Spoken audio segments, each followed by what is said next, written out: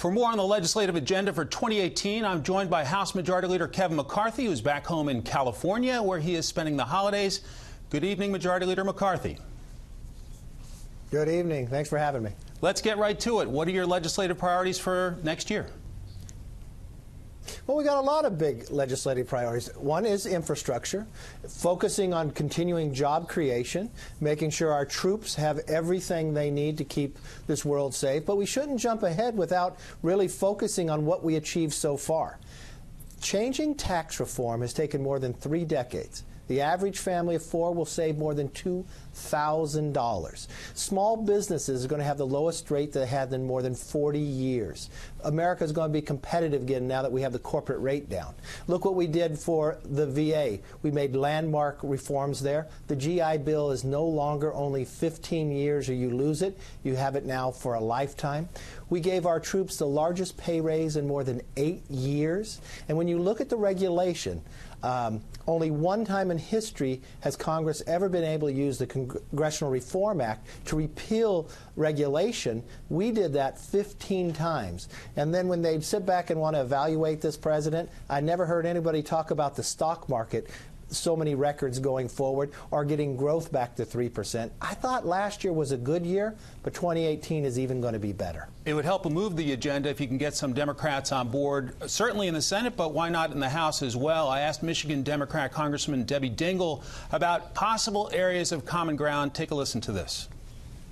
Infrastructure is one issue that I think, and it's not just roads and bridges and potholes, which are in very bad shape, but we should have broadband across this country. I've said I'll work with the president on trade. I'll work with everybody and anybody to get pension legislation through. That's my job. So she's highlighting trade, infrastructure, and pension reform. Any thoughts on that, Majority Leader?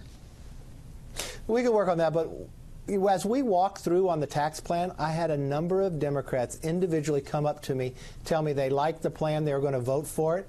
In the last days, they came to me and said that they were getting whipped from their own leadership that would not allow them to vote for the bill. We need to be able to break this logjam, to be able to work together, find common ground. And that's one thing I watched this president do many times. Remember, it was just a couple weeks ago when Nancy Pelosi wouldn't even come to the White House to meet with the president when it came to government funding.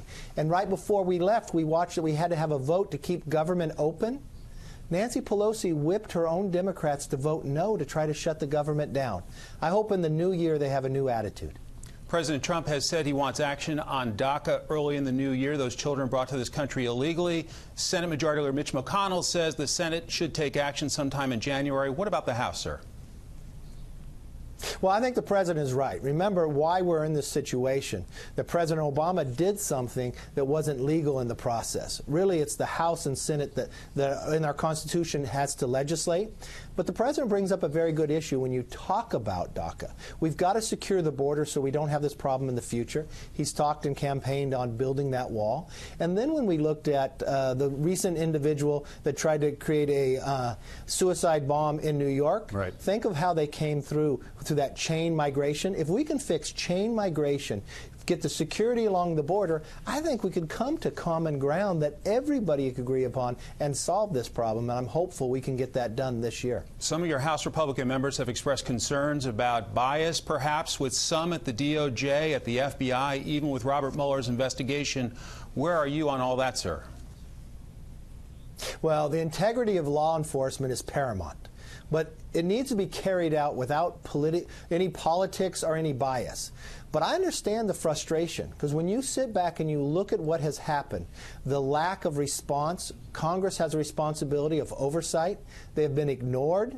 They have been delayed. They have refused to send people in to have hearings or to be questioned.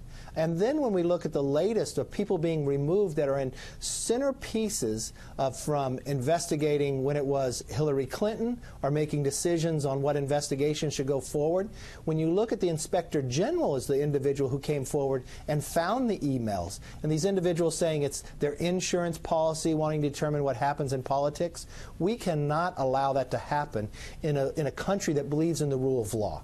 And that's why I think people are frustrated, and rightfully so. What is your take on the Robert Mueller probe at this point, and are you hopeful it'll be wrapped up soon? I'm hopeful it gets wrapped up very soon, looking at what they've gone through, but I'm interested in what Congressman Devin Nunes and the Intel is looking at as well. Remember, there are a number of investigations going on here, but the lack of cooperation, the questions that have been raised by some individuals working in the DOJ and also within the FBI, and the Inspector General doing that own investigation where these emails came out forward, I think we're going to have to clean some areas up, and I think you have to have transparency. Majority Leader Kevin McCarthy joining us live from California. We thank you for your time, sir. See you back here up on the chilly Capitol Hill in the new year. Well, thank you, and have a happy new year. Thank you, sir.